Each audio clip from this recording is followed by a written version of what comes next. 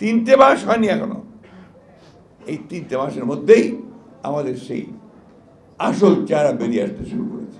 আমাদের দেশের মানুষ তার দেশের জন্য, দেশের মাতৃকার জন্য বারবার প্রাণ দিয়েছে, গণতন্ত্রের জন্য প্রাণ দিয়েছে।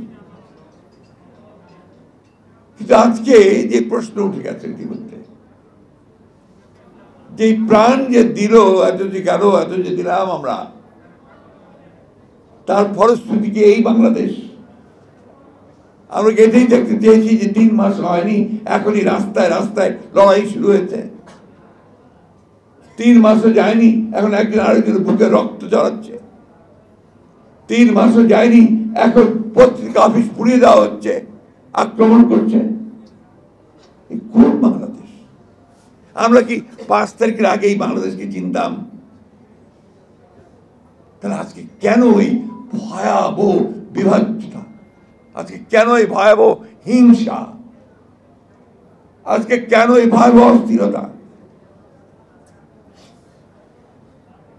কোথায় সমস্যাটা? কোথায়? আমি প্রশ্ন আপনাদের সামনে এই জন্য তুলছি যে আপনারা এখানে এই সমাজের শ্রেষ্ঠ লোকগুলো বসে আছেন।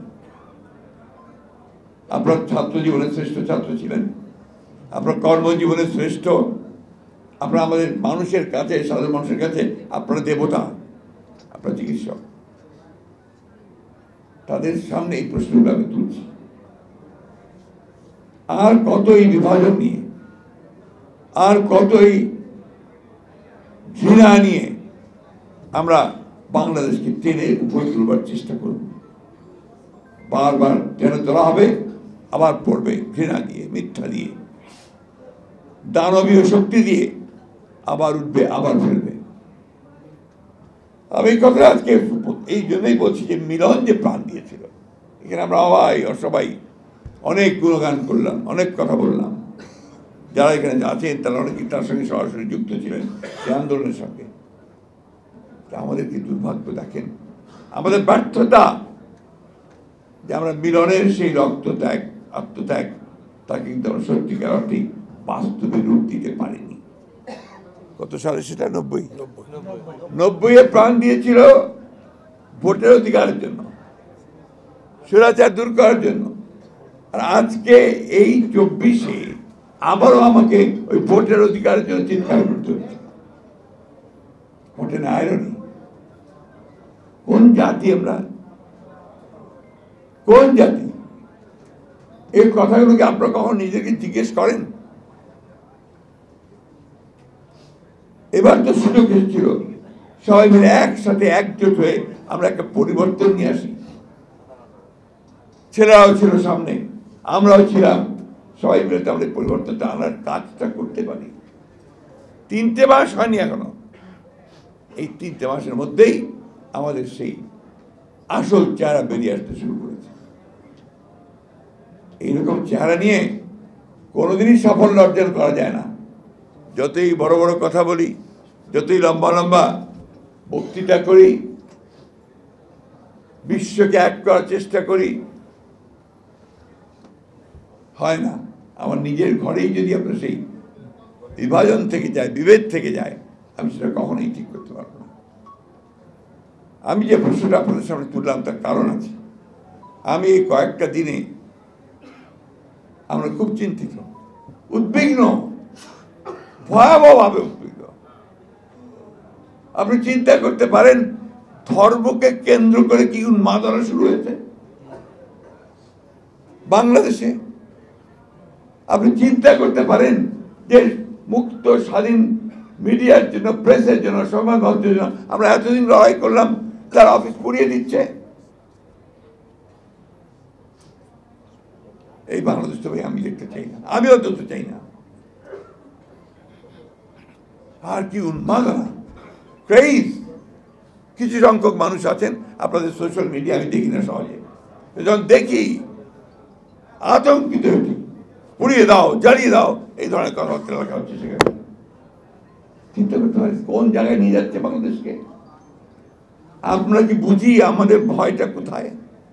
আমরা কি বুঝি আমাদের আতঙ্কটা কোথায়? আমরা কি বুঝি আততায়ী কোথায় ছুরি নিয়ে দাঁড়িয়ে আছে আমাদের পেছনে? বুঝি না।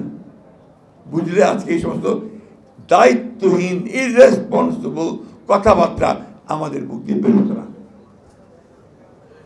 দুর্ভাগ্য আমাদের।